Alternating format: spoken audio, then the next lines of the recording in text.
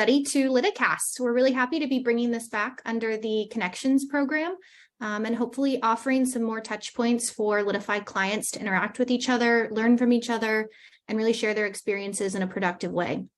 Emily, if you wouldn't mind clicking to the next slide. Today we have Zach Bonner. He's an enterprise CSM at Litify. He works closely with Emily Merryman at Taylor King Law. She's the COO there.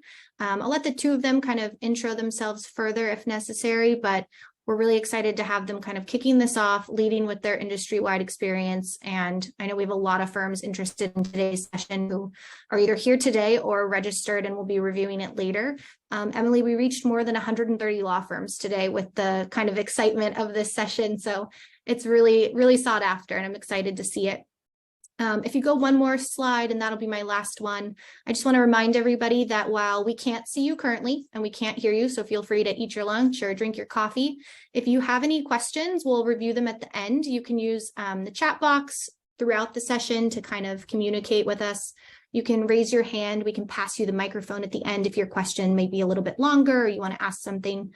And then the Q&A box just gives you the chance to shoot that question over during the presentation, and we'll answer them at the end. And Zach, I will kick it over to you guys to kind of take it from here. Nice. So, I'm not going to talk long. I'm not the star of today's show, but I just have to say I am blown away by Emily. Like, she is the most kind, knowledgeable, talented person. The way she can juggle 12 different projects and then still agree to do a presentation like this. I mean, I just think she's incredible. And, I think the content of this presentation is incredible. The way she's built out her processes from her law firm in Litify and leveraging dashboards just to drive performance. I really did see it as an awesome thing to share with everybody. So I'm just so grateful. And it's just a pleasure. So thank you, Emily. I'm going to hand it off to you.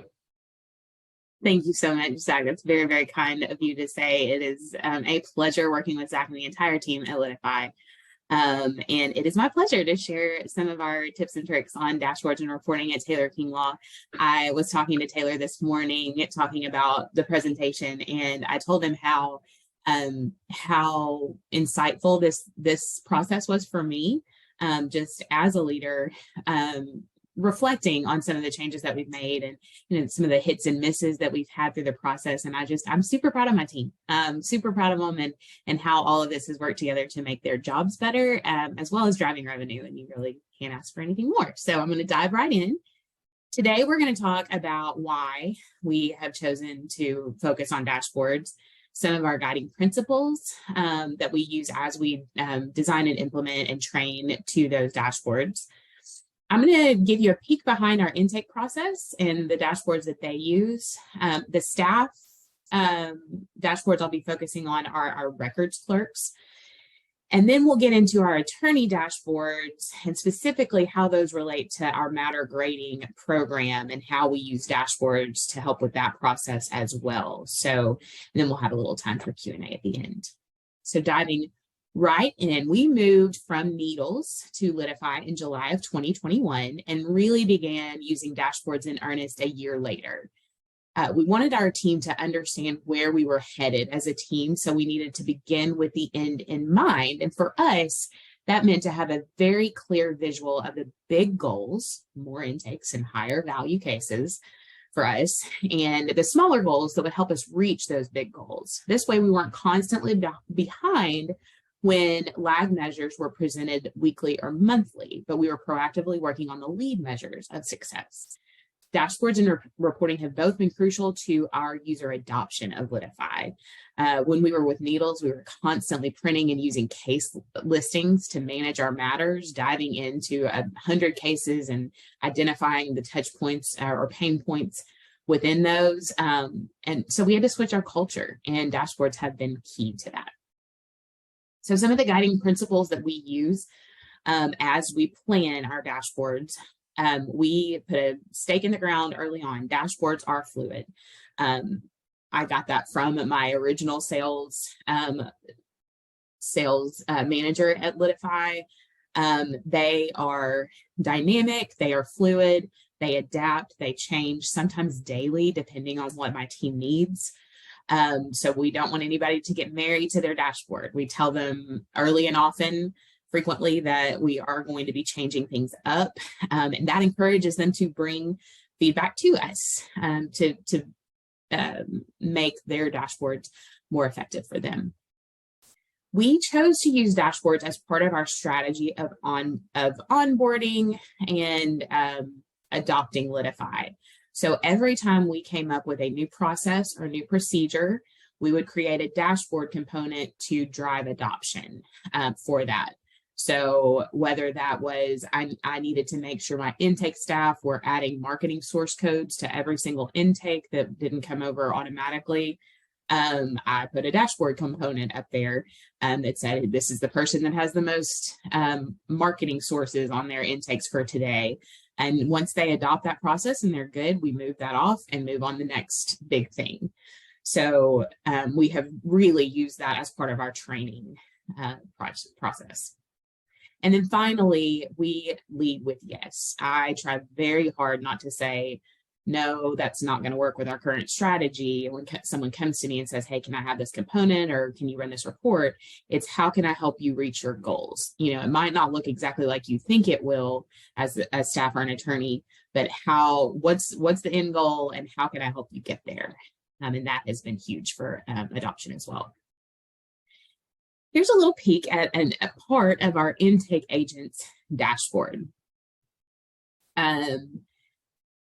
Our intake team was really the first group to use a dashboard for us. We've always been a goal-oriented firm, and particularly in the intake department. Honestly, prior to Litify, we were using giant whiteboards in our offices to show our progress to goal.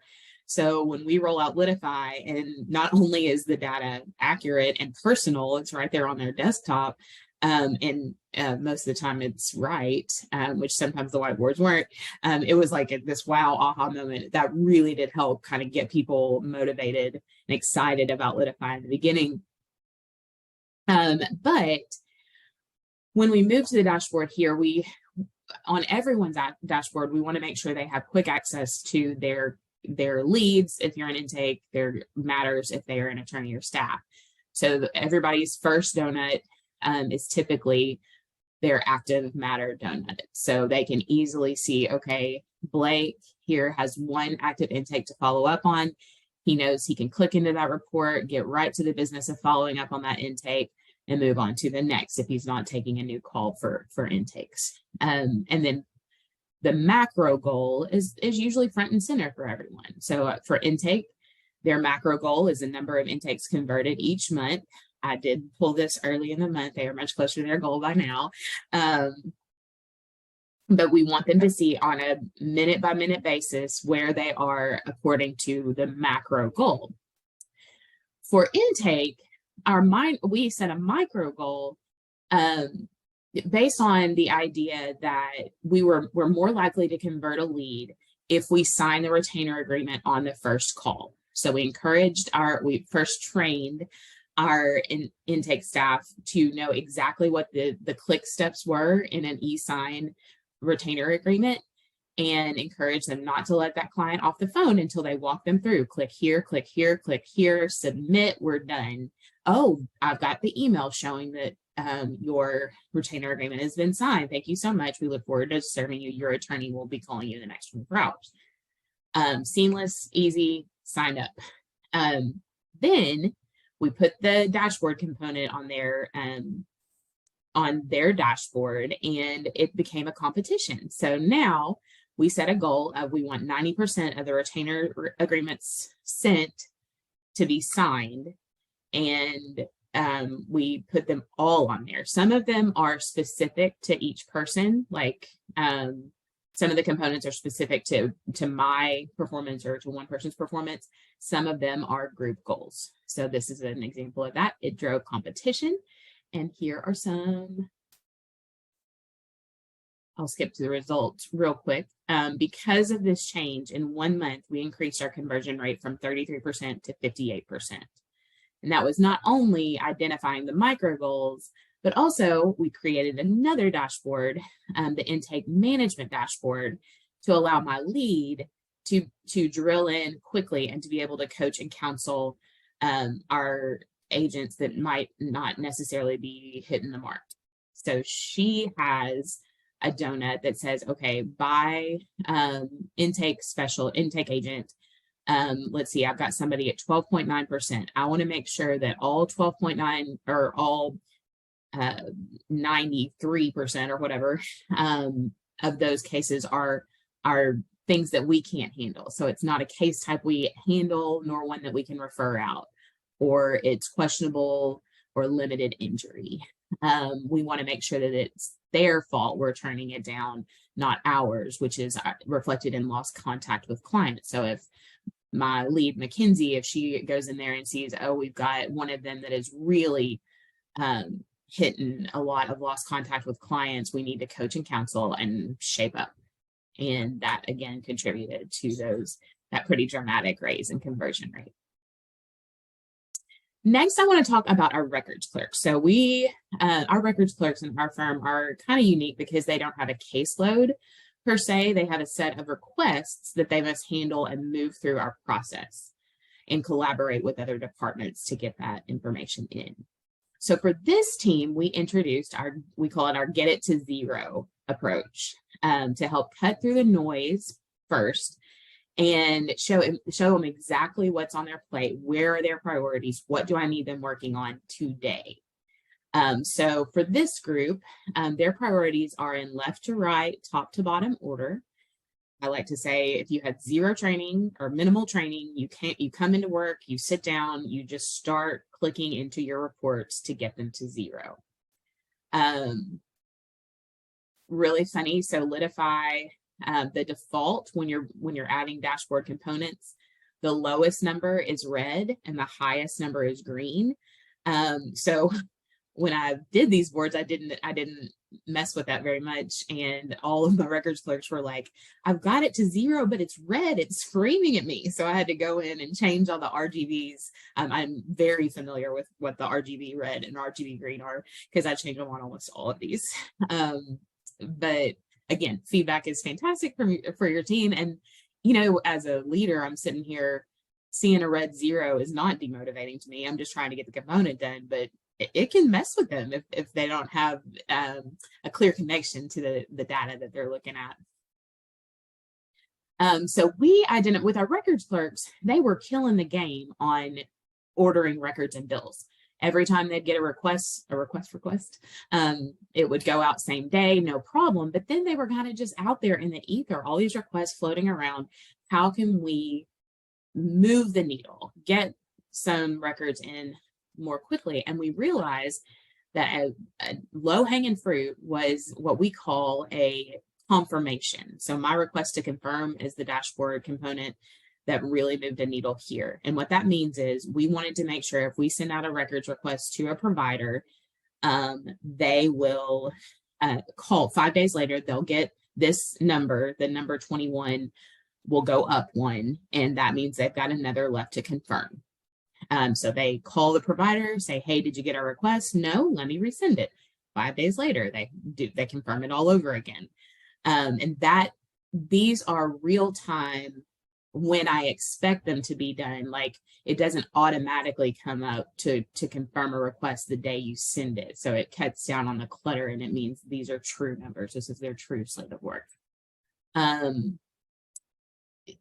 So it helped deal with the overwhelm of, I've got so many requests outstanding, where do I start? But it also just helped drive those key behaviors that we knew would make a difference. And this is my favorite slide. I think our records are the most dramatic of the results that we've seen so far. And we've been doing this process for about a year. It'll be a year, April 1st. So records dashboard results, we reduced our records outstanding greater than 60 days from over 600 to under 100. And that was in the first couple of months. So that it isolated those records that were beasts and were not coming in on time, and got them working at them. And we actually dedicated one whole human to doing that, which also helped. It helps identify staffing needs. Second, we increased the records received from 400 to 500 a month to over 1,000 a month, which is huge. And again, goes right back to that confirmation, just starting the clock ticking makes all the difference. And the most dramatic, we reduced time on desk by nearly half. So in 2021, we had 142 days average from open to negotiation. And in 2022, it went down to 75. I pulled another report of just the time frame that we've been doing this process, and it's 65 days, so nearly a third. So proud of my team and so proud of the work that Litify has enabled us to do through the dashboards. Moving on to my attorneys. We have had the same goal for our attorneys as long as I've been with the firm, and I'm sure prior, resolving 10% of your caseload and increasing your average attorney fee. The 10% is not vague, it's very specific, but increasing your fee is a little vague. So we decided to spend time this year working on increasing the average attorney fee. But as I said, we got to have some micro goals. We saw a few key trends in our attorney case movement. One of them was we tended to languish with what we call eating frog conversations. So what we mean by that here, it's the old saying, if you eat a frog first thing in the morning, it's the worst thing that will happen to you all day.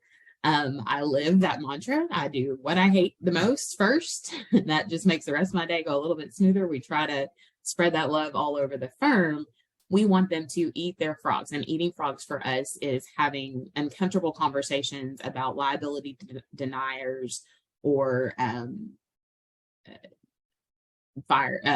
releasing our client conversations. So we tied that into matter grading, and I'll talk a little bit more about that in the next slide. But first of all, we tightened down our claims opening process. We're personal injury. I'm sure you got that already. But personal injury, we've got a claims department that opens all of our insurance claims. And if they find out that our liability is denied, that automatically goes onto the attorney's dashboard. They know they need to get that to zero. And the way they get that to zero is they determine whether we are going to release the client or are we going to file suit, which helps us make a better litigation plan early on. And it helps us release a client to free up our caseloads to deal with the ones that actually need our help, instead of just letting them languish, which it can keep you out of malpractice. I hope we're not holding on to them long enough to deal with malpractice, but it is one less thing I have to worry about. They also have some priorities here.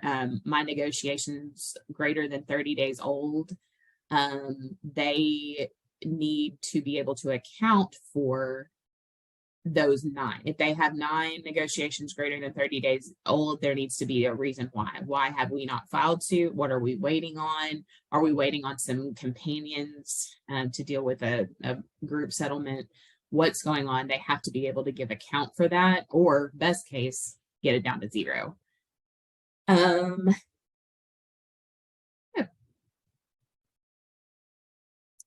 And then our attorney dashboard matter grading. So one of the components on the attorney dashboard is our matters by grade. So it gives them at a glance how many matters they have in each grade.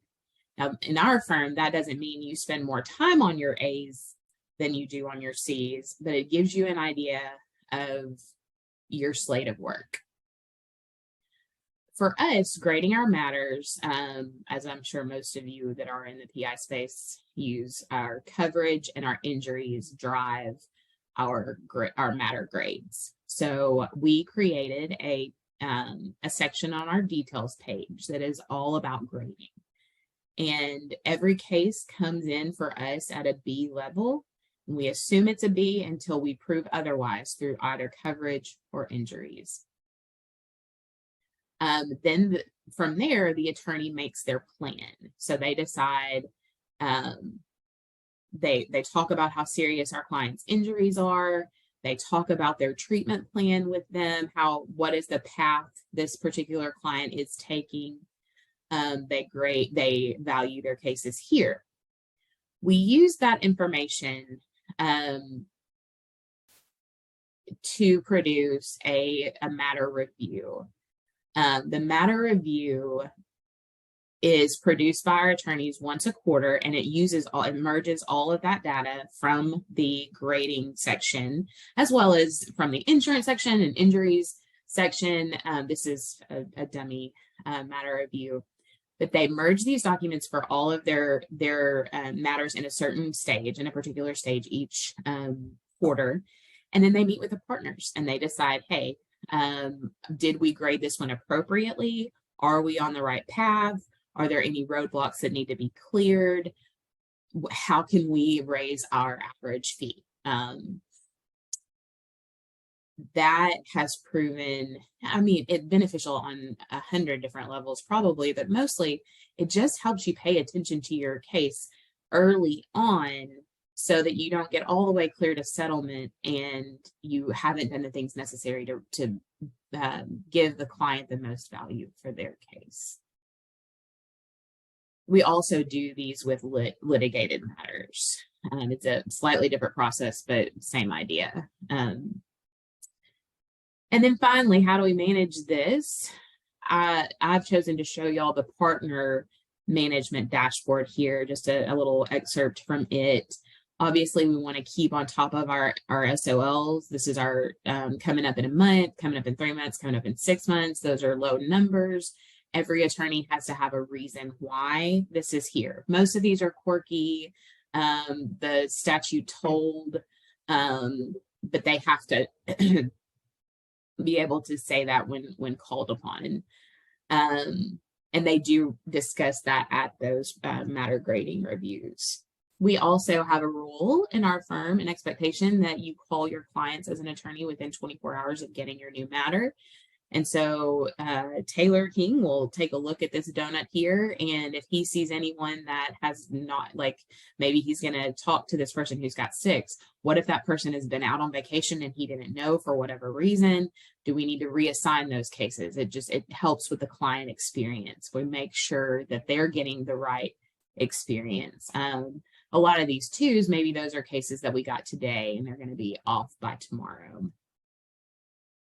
He also takes a look at the matter grades by attorney, which attorneys have what cases and what does it look, what is our revenue forecasting look like based on that? What do our caseload, look like according to that? And speaking of caseloads, he also keeps up with how many matters he's assigned per attorney so far this month, so that we're evenly spread depending on their practice area. And that's it, y'all. I feel like I buzzed through it. That was awesome, though. Like, phenomenal. It was very good.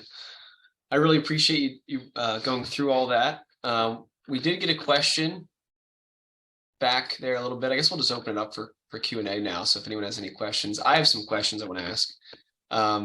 But one of the questions was, he was curious how you are assigning each intake follow-up, like to which team member. Is it automated or is it manual? It is tied in with our phone tree. Okay, got it. So like who gets what intake? Yeah, I guess it's like a queue. Yeah, it's a call queue does that. And then we have like a hierarchy if somebody needs to elevate it. So we have an opener and a closer kind of set up for us. Got it. Okay, I have a few questions as well. So did you build these in-house or was this all with the help of LSAP? Yes, is the answer to that.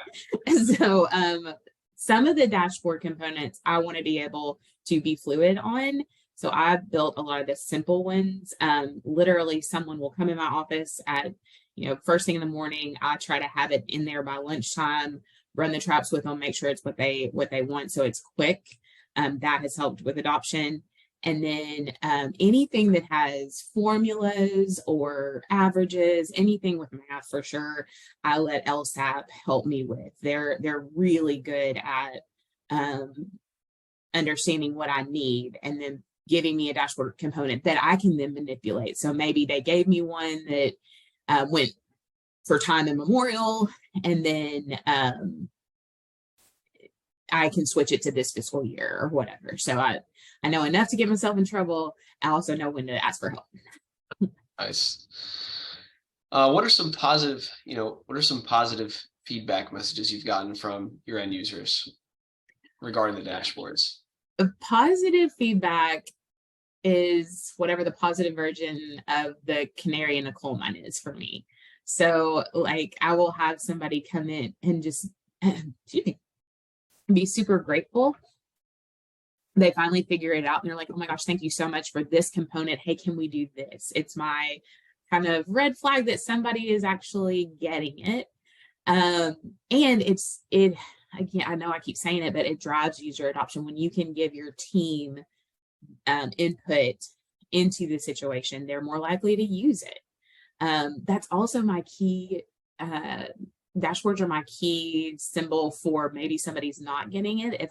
If I can see that you haven't refreshed your dashboard in 2 weeks, I know you are using another method that is not stamped by me.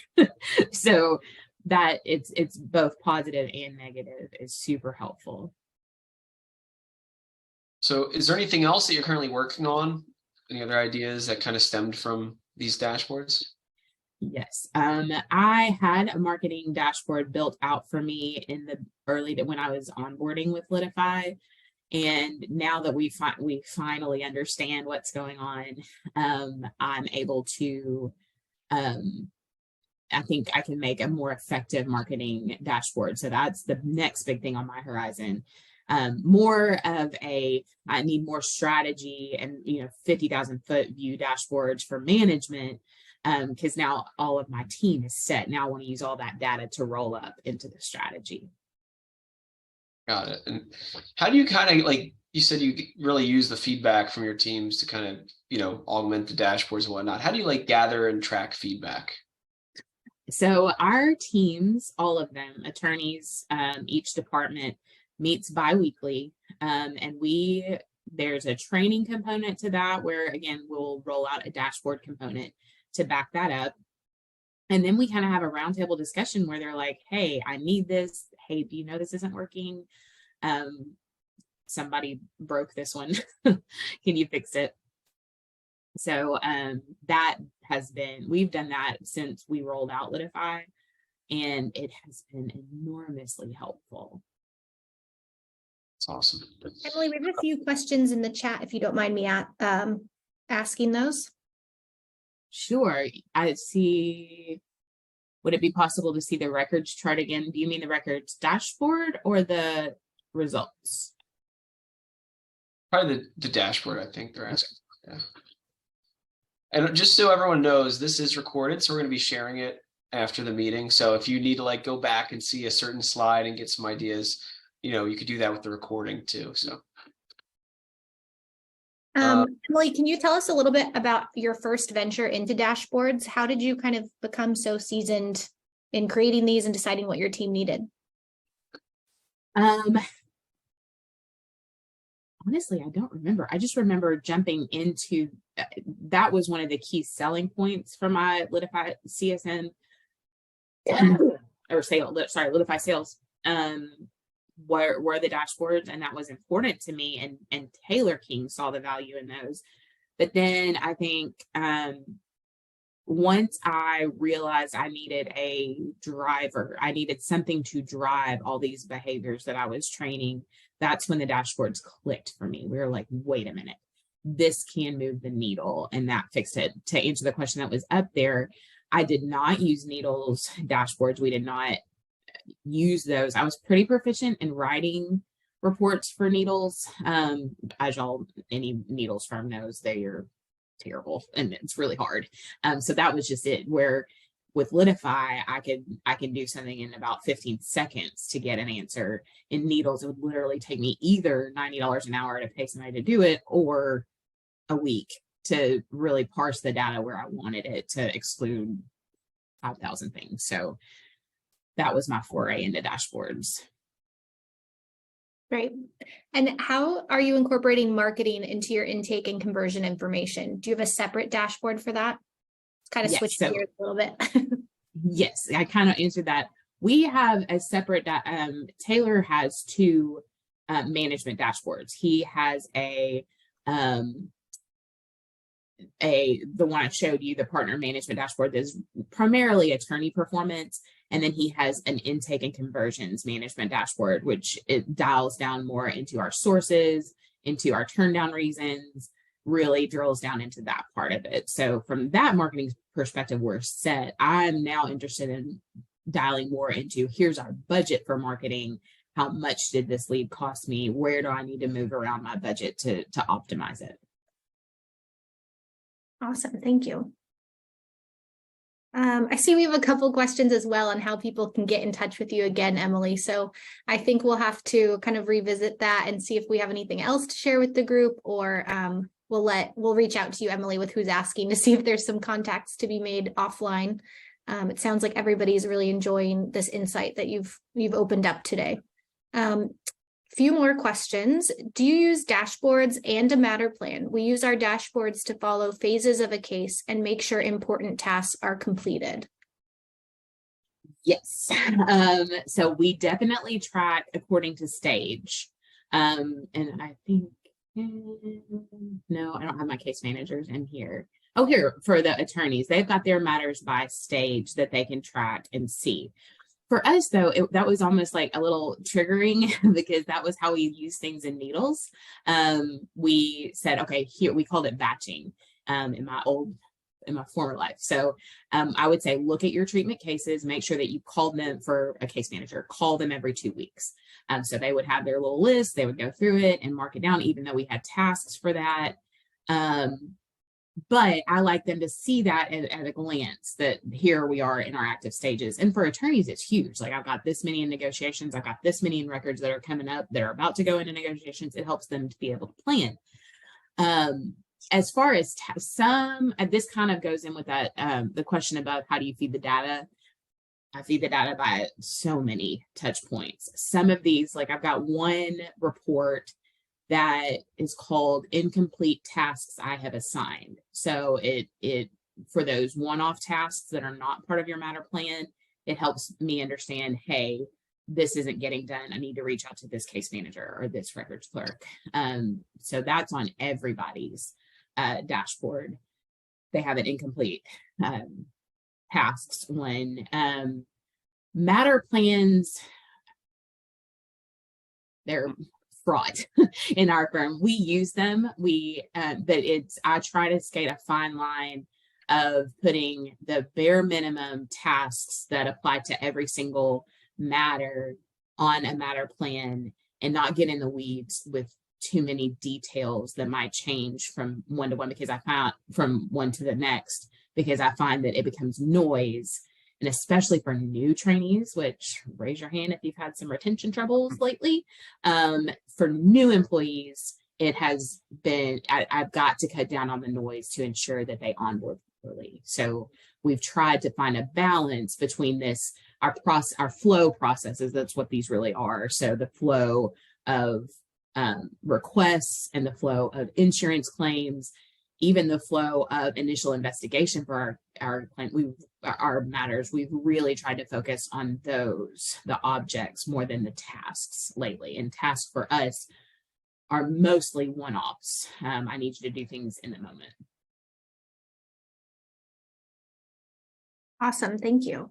I think another one, and I get this from all kinds of clients at firms of different sizes, is, are your attorneys and paralegals using Litify only, or are they still using spreadsheets to keep track of their cases? And if they're only in Litify, how did you help get them to that stage? I've been here a while, so people know what to keep from me. Okay. I know that there are still, I'm trying to get to a place where they trust the data in Litify, and that's kind of my next mountain to climb. I think we're getting there. So when they can see their dashboard and their notes match their numbers match my numbers, that's been huge.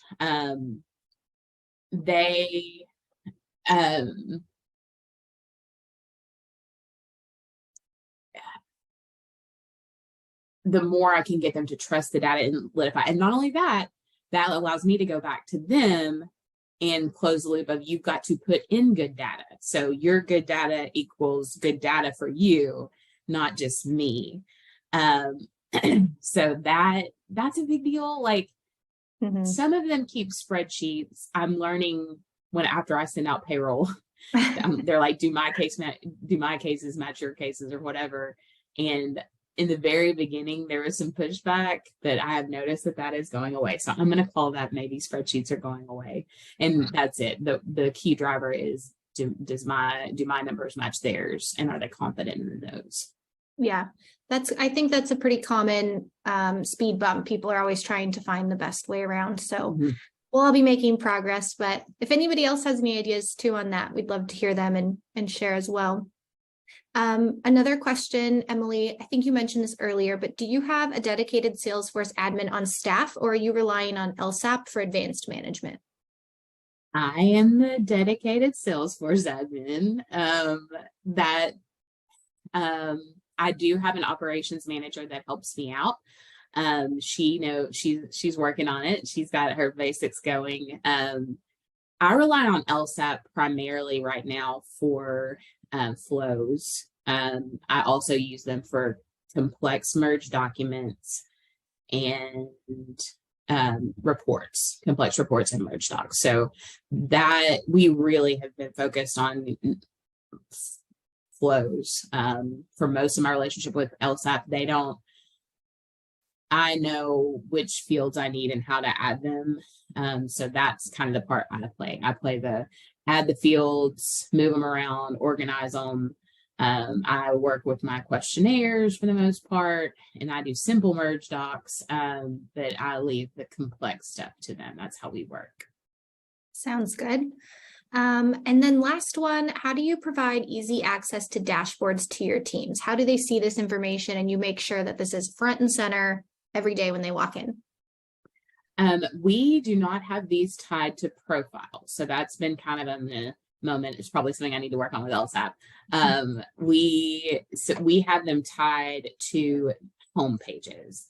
So we train them how to favorite their dashboard that they use, and then we add it to their navigation bar at the top of their screen. So some of them, like the intake manager, has both the intake specialist and her management dashboard on hers, and she can toggle back and forth between them. So we train that. And honestly, we retrain that. I mean, every 2 to 3 weeks, I'm like, let's remember, this is how we favorite a dashboard. This is how we navigate to it. And some of my departments use list views for some of their work. Intake is one of those. They use a special list view to help them with their follow-ups. And so I have to talk about toggling, and using different screens for that. So they don't work specifically off dashboards, but we also have a couple of lists in there for them. Awesome, thank you. Zach, any other questions that you see or on your side? No, I just know that you mentioned before just how it really improved collaboration between departments. And I was just curious, I just figured it'd probably be useful info to share with everybody on the call. Yeah, this is something that was a big aha for us. So I don't know if y'all experienced some of I call it volleyball. It's not mine, it's in your court. Oh, wait, it's in my court? No, it's back in your court. So we had a lot of that going on, especially in the beginning of Litify when we were trying to really figure it out. So the dashboards have increased collaboration. So up here on the attorney dashboard, you see an example of it. It's my request needing additional info, where requests aren't really where attorneys live typically. But what this means is a records clerk needs something additional in order to get a record for an attorney's case. So that could mean the attorney might need to give it to them. The case manager might need to give it to them. Maybe we need a wet signature HIPAA release in order to get that request. So it's on the case manager's dashboard. It's also on the attorneys. And then once they get the info, they change it to a different status, and it appears on the records clerk's dashboard that says, "Hey, you got this information. Let's get her done." You can see, I think it's up here, my request additional info completed. So we've got one up here that we need to go ahead and move on with that. It has really, like, this build a health letter is needed. This is where the case manager on the request object has told the case manager that, hey, I need to build a health letter. And my directive to them is get that to 0. You need to send out bill of health letters every day to get it to 0. So it really cut down on chatters and tasks. That was a big deal. One of the biggest issues we had early on was the noise. There's noise everywhere. We don't know how we're communicating. And so this was a way to cut down on those endless streams of chatters and tasks so that you see exactly what you got to do each day instead of filtering through sometimes not even relevant chatters. Gotcha. No, thanks for sharing that. I do think that's very valuable, but that's all the questions I have, Shaylee. So. Awesome. Thank you so much, Emily. Again, this has been so valuable, and I'm really glad we got this recorded. We can share it with more firms, and you've clearly already started people's, thought process on how they can expand their dashboards too. I will give a quick little plug. If you are at a firm who has something cool like this you'd like to share with others and start a conversation, please reach out to your CSM or post it in the community so we can reach out and kind of continue to build out the community like this and keep sharing knowledge. Everybody knows Litify and Salesforce are very much you don't know what you don't know. So we just like to keep connecting everybody and share the knowledge that we're creating. Emily, thank you so much again. And Zach, it's been awesome to have you hosting this with Emily. We'll post this in a couple hours when it's ready. And thank you all again for joining. Thank Awesome. you. Thank you all. Bye.